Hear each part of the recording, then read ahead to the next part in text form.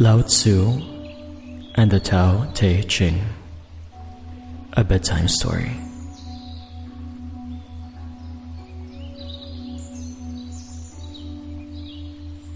Chapter 1. The Dream of the Dragon.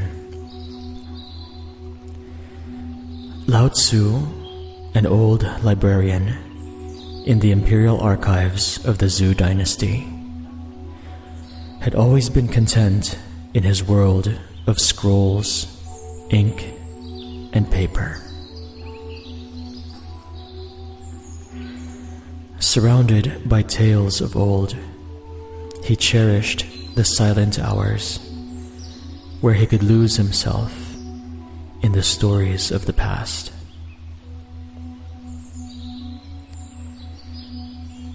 One night, after a long day cataloging new scrolls, Lao Tzu settled into his simple bed. The soft glow of the lanterns outside his window cast dancing shadows on his walls.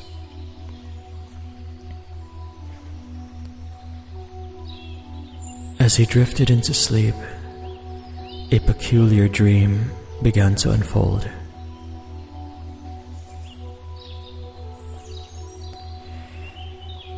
He found himself standing at the edge of a vast, serene lake.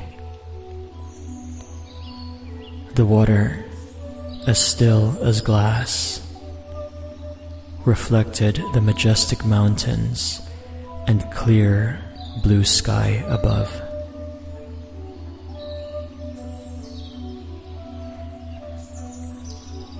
Lao Tzu could see koi fish with scales shimmering in hues of gold and silver, swimming gracefully beneath the water's surface.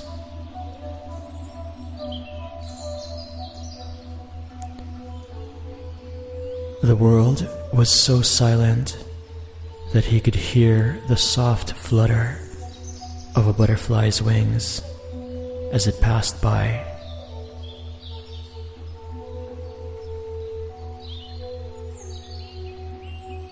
Suddenly, a deep rumble echoed through the mountains, shaking the very ground Lao Tzu stood upon.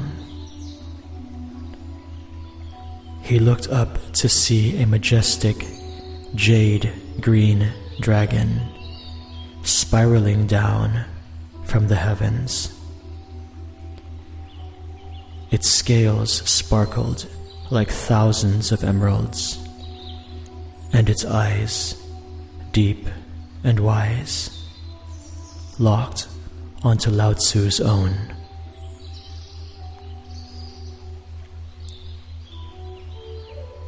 "Don't be afraid," the dragon spoke, its voice a harmonious blend of thunder and melody. "I am the guardian of ancient wisdom, and I have chosen you, Lao Tzu, to share a profound message with the world." Lao Tzu, despite the surreal nature of the dream, felt an inexplicable calm. "What message do you wish me to convey?" he asked, his voice steady. The dragon descended, its massive head now level with Lao Tzu. "The world is changing," it began. "The old ways are being forgotten, and the balance between humanity and nature is shifting. You must pen a guide, a way to remind people of the harmony they have lost." "But why me?" Lao Tzu whispered, feeling the weight of the responsibility. Because you are a vessel of knowledge, the dragon replied. You cherish the past, and yet you see the present. You are a bridge between the two. Write, Lao Tzu, and your words will bring peace and understanding. The dragon then guided Lao Tzu to the water's edge. Look into the water, it instructed.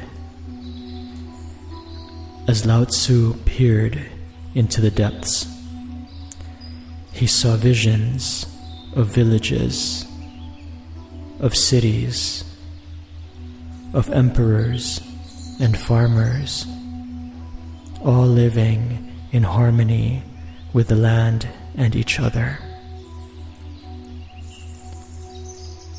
The scene played out like a dance, a balance of give and take, of understanding and compassion.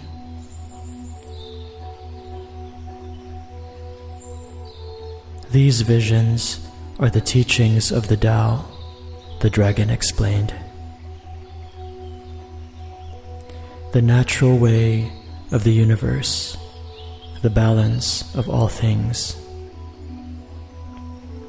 Capture these teachings in your own writing. Share the wisdom of the Tao with the world.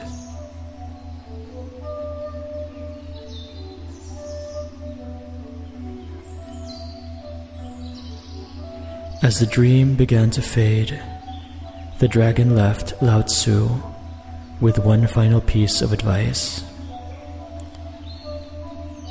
Trust your heart, and the words will flow.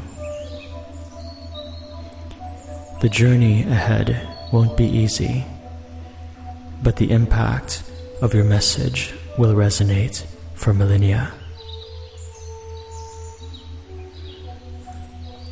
Lao Tzu awoke with a start. The morning sun pouring into his room. The dream, so vivid and real, remained etched in his mind. With a newfound purpose, he set out, ink and scroll in hand, to pen what would become one of the most influential texts in history, the Tao Te Ching.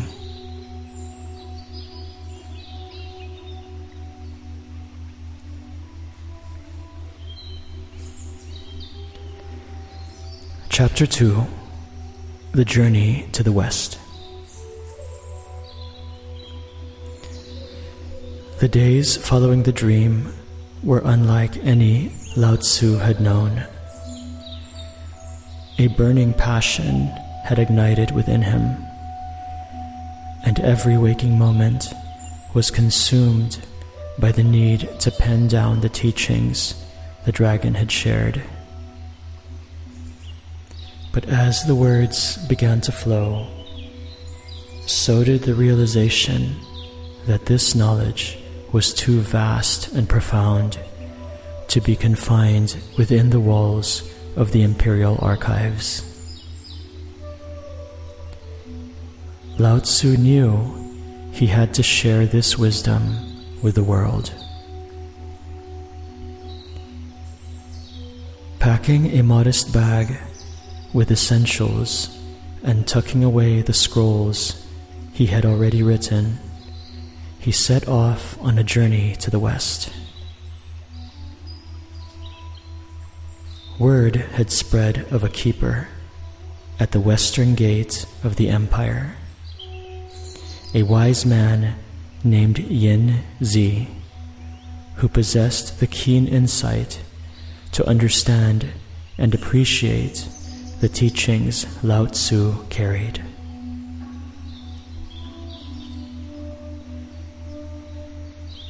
As he journeyed through the vast landscapes of ancient China, Lao Tzu encountered a myriad of people from all walks of life.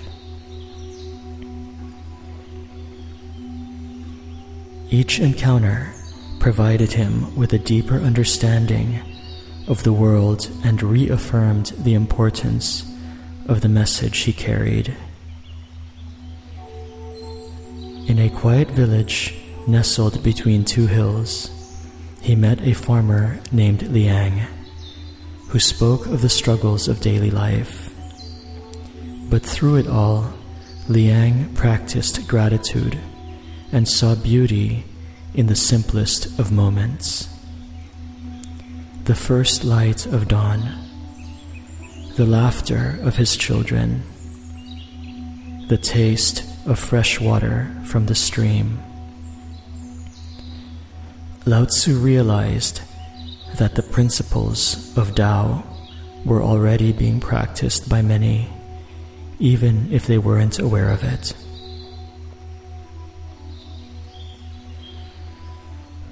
At a bustling marketplace in a larger town, Lao Tzu observed the intricate dance of buyers and sellers, the give and take, the balance that kept the marketplace alive and thriving.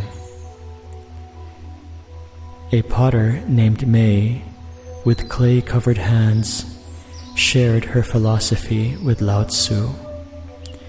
Each pot I create has a life of its own, and I must listen and shape it accordingly. Here, Lao Tzu saw the Tao at work again, the understanding of balance, the respect for individuality, and the acceptance of the natural way. However, the journey was not without challenges. There were days when Lao Tzu felt weary, questioning the weight of the responsibility he carried. On one particularly challenging evening, as a storm raged and Lao Tzu sought shelter under a large tree, doubt began to creep in. Is my message truly important? Will it be understood, or will it be lost in the sands of time?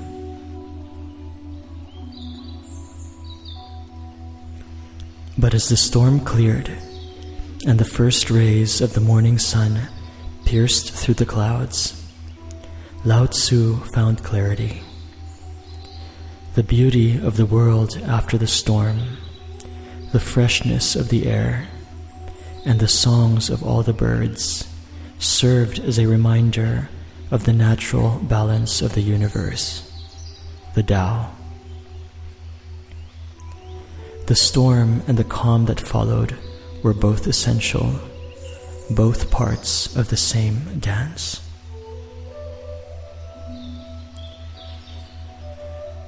Months passed, and Lao Tzu finally arrived at the western gate.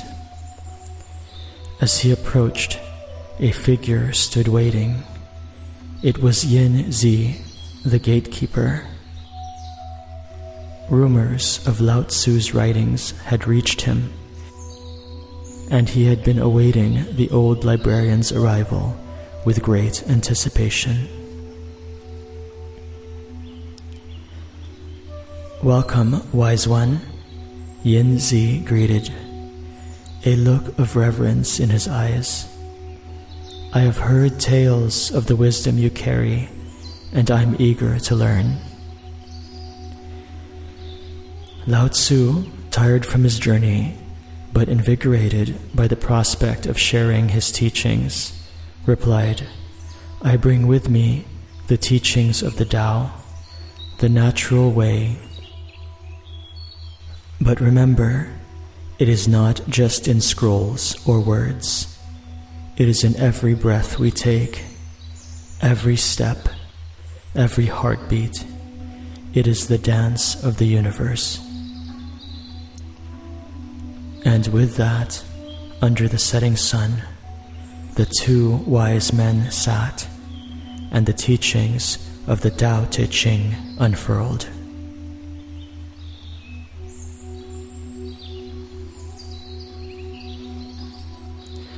Chapter 3. The Wisdom Shared. Yin Zi listened intently as Lao Tzu began to recite the teachings.